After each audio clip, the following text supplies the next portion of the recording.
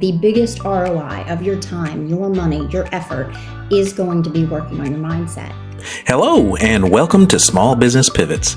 I'm your host, Michael Morrison, a small business coach who helps small business owners grow a business that runs without them.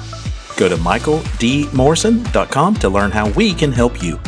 On this podcast, we talk to small business owners to learn the pivots they made to grow their struggling business into a successful business now doing $1 million or more in annual revenue. Make sure to listen to the end for my recap and Coach's Corner, where I share applicable action steps for small business owners to move the needle in their business. Our episode today is perfect as we approach the end of the year. Business owners everywhere are crafting their strategies for the road ahead. Today, we're offering an exclusive glimpse into a private podcast recording tailored for small business owners that would not have been possible without our video partner, Design Tunnel, in Oklahoma City. Find out more about their industry-leading video production studio and video podcasting services by visiting designtunnel.com. In this special episode, we delve into a crucial aspect often overlooked: mindset. A growth-winning mindset can be the catalyst that propels your business to new heights. Our guest, the insightful April Shprintz, creator of the generosity culture, shares her expertise on how embracing the right mindset can break barriers and pave the way for success. April firmly believes in the power of mindset and generosity as the keys to achieving the extraordinary. Join us as we explore how understanding your own power and uncovering your genius can transform not just your business, but your life. Get ready to embark on a journey of self-discovery and strategic empowerment. This episode is a gift to you, a compass to navigate the upcoming year and beyond. Let's unlock the potential within. Welcome to a podcast that goes beyond the ordinary because your success starts with the right mindset. Let's dive in.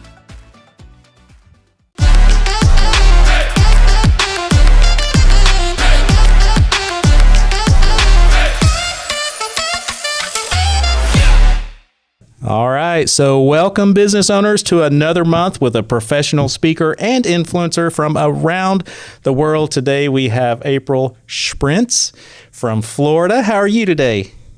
I'm doing awesome. How are you, Michael? I'm doing great. Well, I certainly appreciate you coming and sharing with our business owners. The purpose of our group meetings are to help them. Most small business owners don't know what they don't know.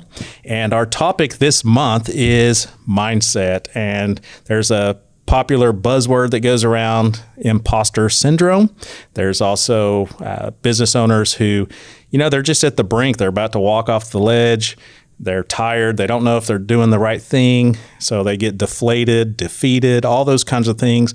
And you attracted me the first time that I saw your content as far as like neuroscience. I think that was kind of our first engagement, was the mind and everything. And we just hit it right off the bat. So I wanted you to share some of your knowledge and wisdom and experience with our business owners today. So I'll let you kind of have the floor. Oh, I'm honored to. So the first thing, when you were describing, Michael, the ups and downs and on the brink, and sometimes having this amazing feeling and this amazing day, and then sometimes feeling like it's almost over, that's actually usually before noon for most business owners. And I just wanted to let everyone know that that's really, really typical. And that's something that I think is a huge relief for most small business owners to know, because you feel like you're the only one and everyone else has it handled and everyone else is doing a good job. And you're the one who's struggling with your mindset or to scale your business to that next inflection point. And the truth is, being in a group like this is super valuable because you find out that there are other folks who are in that same boat with you, and you can leverage some of those tools that they use to make your business better as well. And the biggest one of that, the biggest ROI of your time, your money, your effort is going to be working on your mindset. Because, and when I was younger, I didn't totally understand this quote. I loved it, but I didn't understand it, which is life is 90% what happens to you and 10% how you react to it.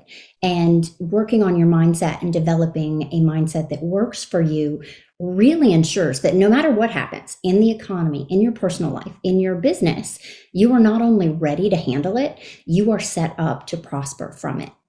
Where would a business owner start? I mean, with your knowledge and expertise?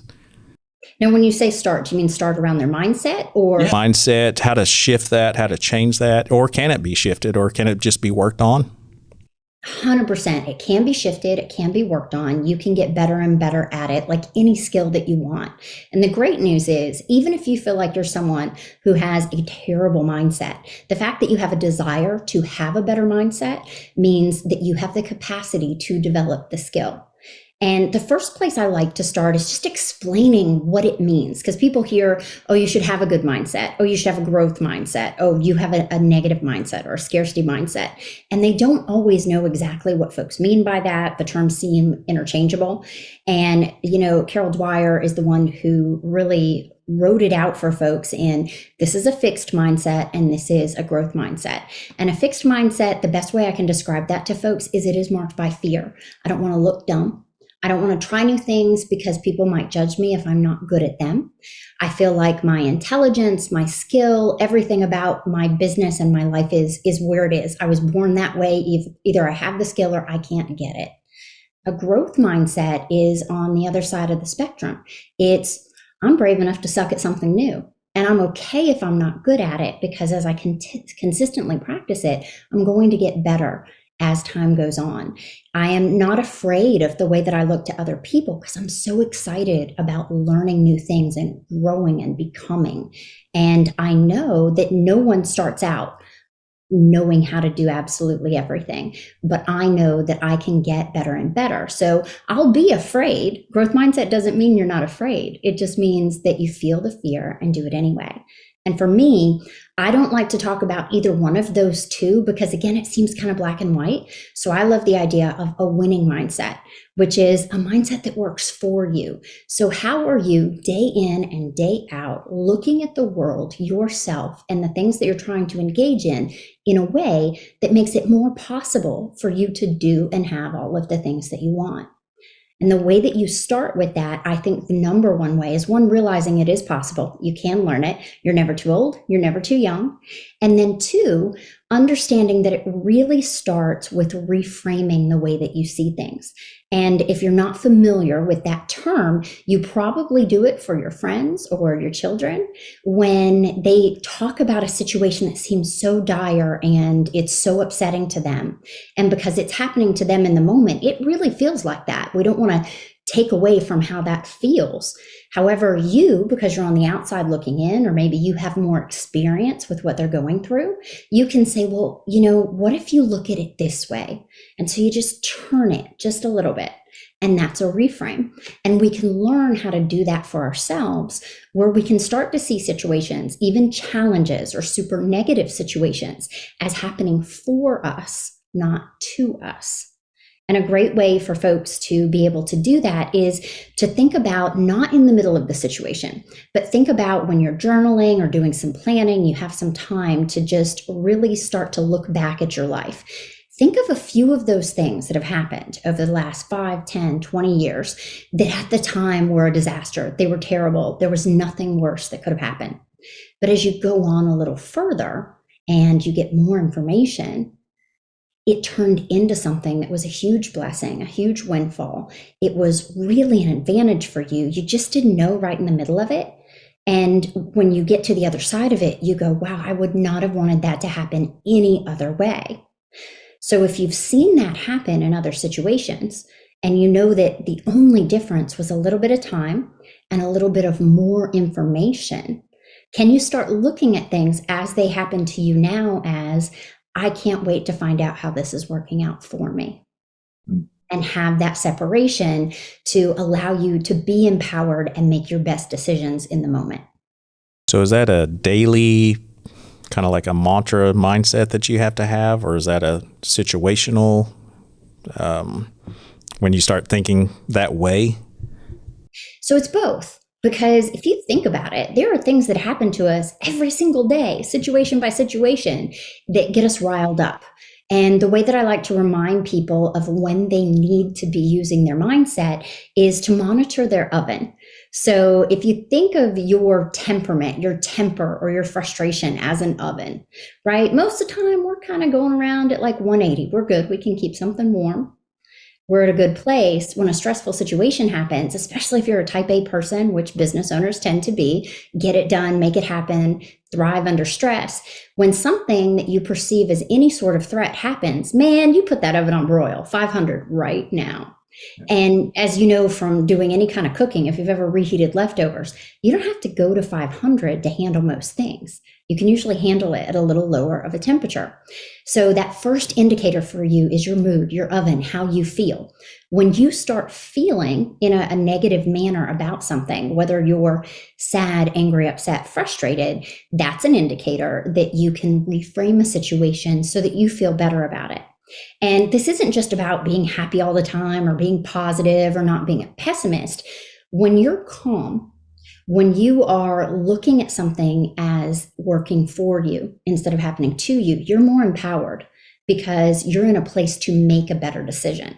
Have you ever, Michael, made a decision when something bad was going on, just right like that, and your knee-jerk reaction was not probably the right thing? But if you'd had a little more time and you'd calmed down, you would have made a better choice? Mm-hmm. Yeah, absolutely. That's mindset. It gives you that time to get yourself in a better place and make the choice that works the best for you. You're listening to Small Business Pivots, a podcast created for small business owners who are ready to take their business to the next level with more freedom and more profit. If you need help growing your business, go to michaeldmorrison.com. If you need video production or video podcasting services for your business, don't forget to visit our video partners at designtunnel.com and let them know we said hi. And one last thing, don't forget to subscribe and share this podcast so we can meet our goal of helping more small business owners grow their business. Let's get back to our guest. That's great advice, because I know a lot of business owners that I talk to are tired of seeing the motivational Mondays. I mean, they're all good. It's good stuff, but when you see that all the time, you almost start not believing it. It's just like, that's a bunch of words. One of the things that I do is I have a daily mantra. Every day is an exciting adventure with problems to solve and memories to be made. Is that kind of what you're talking about a little bit? Just slowing down? And that can absolutely help. And one of the things that you've done that I think is fantastic is you do want to curate what you're absorbing. And I mean, curate what you watch on TV, curate what I don't even watch the news. I used to be a news anchor and I do not watch it. And I every once in a while will get my news from reading it because then I can choose how I'm absorbing the information. I curate my feeds on social media. So the things that resonate with you, go towards those. The things that don't, if there are certain motivational quotes or certain people that irritate you or bug you, you can go and mute them without them knowing that you're not seeing their information. So that's another great part of mindset because it's constantly feeding itself. So everything that you take in every day, every hour is impacting the way that you feel, the way that you see the world, and that impacts your mindset. Think about it. If you are surrounded by nothing but successful people who have just great experiences and who are just, kicking tail and taking names, and you feel good about yourself, you're not using that as comparison and beating up on yourself, you feel like anything is possible for you.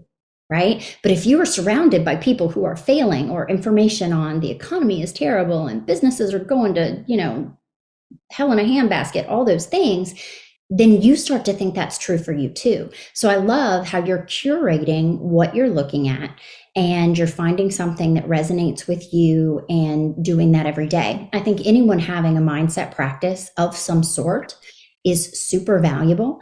For me, I have a morning routine that is extremely short because I'm big on the short morning routine, but very powerful. And it is one to review 3 wins from the day before. They can be big, they can be little, they can be personal, they can be to do with business. But really what it's doing is getting me to focus on all the things that are going well.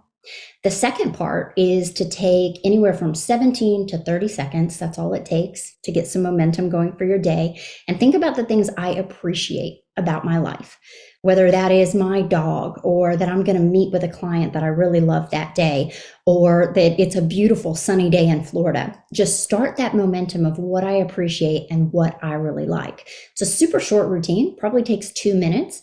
Takes just a little longer if you write those wins down.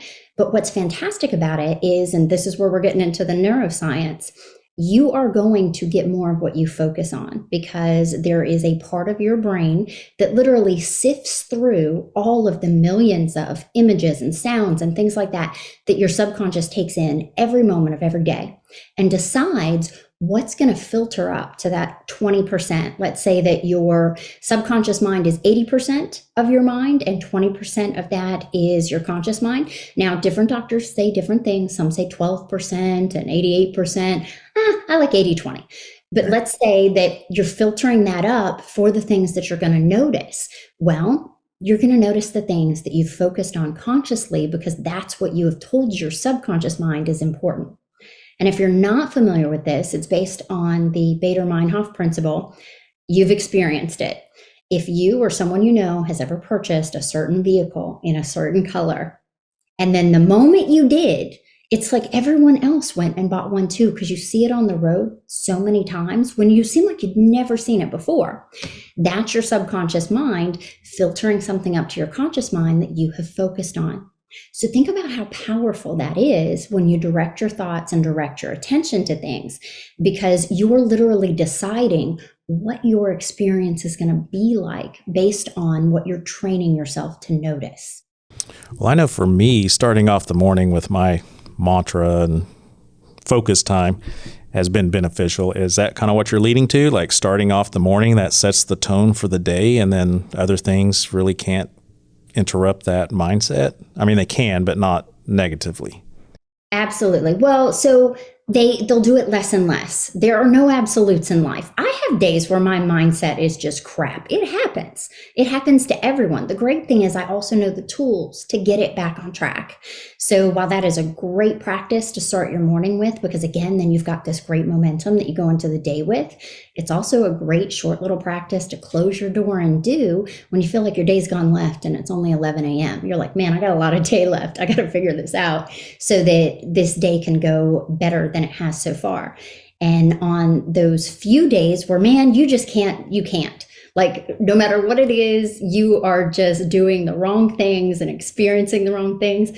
On those days, I go to sleep. I take like a 20-minute nap because it's a great way to reset. It works for toddlers. It also works for entrepreneurs. If you can find a way to do that, and if you're a meditator, that works too. Meditation is actually fantastic. But for folks who aren't comfortable with that, if you can take just 10 minutes, 15 minutes to distract yourself, whether that is by sleeping or calling a friend, you can make a huge difference in stopping the negative momentum on a day and getting your mindset where you want it. Is imposter syndrome real? Oh, gosh, 100%. And not only is imposter syndrome real, it impacts each and every person. And if you're around someone that you think it never impacts them, they just don't share it. And the interesting thing about imposter syndrome is I don't think it's necessarily a bad thing. And there are 3 things that I always tell people when they say they've struggled with it. I've struggled with it myself. I will struggle with it again. Why? Because imposter syndrome signifies how much you care about the job that you're going to do at what you're trying to do. So that's the first thing that you need to understand. The second thing that you need to understand is that it signifies you're about to do something big. No one feels imposter syndrome when they're going to go get the mail. No one feels imposter syndrome when they're putting on their shoes, right? It's only when you're taking that next leap, you're doing that next big thing. So if you look at it as an indicator that, wow, this is a big, great thing and I care, that is super useful. And just a side note, I was talking with Jennifer Lopez years ago when I was a military news anchor, and I asked her, do you stop getting nervous? Or when did you quit? And she said, oh my gosh, never. And I hope I never do, because that would mean I don't care, right? So imposter syndrome is just that indicator that you care. The last thing is you can borrow the confidence of other people, because whether you're in a business role and someone promoted you, or you're an entrepreneur and your clients have continued to purchase from you and do business with you, they have decided that you are that person that you're afraid you're not. So borrow their confidence until you can step into it and feel it for yourself. So what are some things, some last minute tips, tricks, resources that you would offer for any business owner like myself that's analytical that sometimes, yeah, I hear that, I read the books, sounds good, but it's still the same thing. I still have to fight through it. I mean, what would you suggest to people like that? So a couple things. People who are really by the numbers, when you're really beaten down on yourself and saying, gosh, I'm not doing as much as I want to, and I should be somewhere further, you need to just Google statistics about US small businesses, because I don't think people realize how well they're doing, that there's just a small percentage of small businesses that ever make it above six figures, and a much smaller percentage that makes it to seven figures. So if you're somewhere in between on that journey, you've already won in a really big way. The second thing I would tell you is it's like anything else. It's like working out or eating healthy. Practicing this more often, getting those reps in, getting those repetitions and getting more practice under your belt is going to make you better. I personally have a resource. I have a podcast, Winning Mindset Mastery. It's 10 minutes or less, quick tips and processes that you can implement right away to change the way that you're seeing the things around you so that you can notice more opportunities and feel a lot less stress. That's good information. So what is some final advice that you'd love to give business owners to make them better? I would tell business owners, they're always asking me, how do I do more with the time I have, right? And there are two big takeaways. Number one, we've got to separate the important from the urgent. The important, that is the stuff that is going to move your business forward. Those are the goals that you have. Those are the things that are going to increase revenue, make things better for your employees, make things better for your clients. The urgent is usually driven by someone else and their agenda. And we can think that things are urgent when they are not important. And being able to take that oven temperature down and really reassess if this is important for you or not will save a lot of your time. The second thing that is super duper important is to know when to outsource, when to hire people. If you know on average what you generate revenue-wise, hour by hour in your business, if something is less than that, hire someone to do it. They don't have to be a full-time employee. We live in a gig economy. Hire them on Upwork or Fiverr, wherever you need to, but get as much of your time back as you can so that you can focus on what really matters to you. Excellent. So we're about out of time, and I want people to engage with you. I highly encourage you to reach out to April. I've been following you for a year or more. I know that. And I've always been intrigued with everything you show and write, and your podcast is excellent. So are you open to LinkedIn connections, engaging with people? Absolutely. So you can reach out to me on LinkedIn. I am more than happy to connect and engage with you there. You can also go to my website, drivenoutcomes.com. I have free resources for business owners there that you are more than welcome to. And of course, any other version of social media, whether it be Instagram, TikTok, etc., I actually put different types of content on the different ones to help both business owners and individuals in business and their mindset. Well, fantastic. April, it's been a pleasure. I'm honored to have you on our show, as well as our business owners have gained a lot of knowledge today. So I hope you come back next month for our next professional influencer from around the world.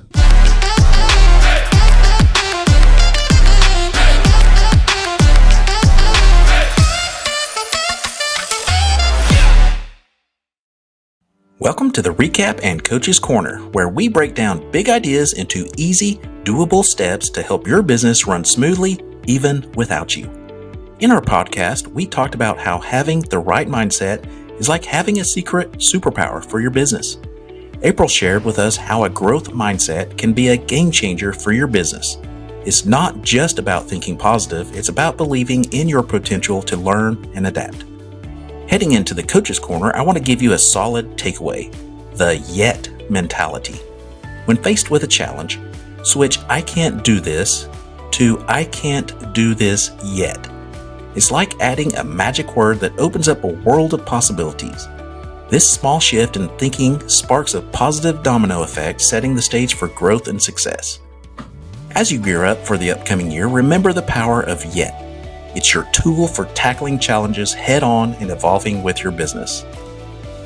I want to thank you for listening to Small Business Pivots. Don't forget to subscribe and share this podcast.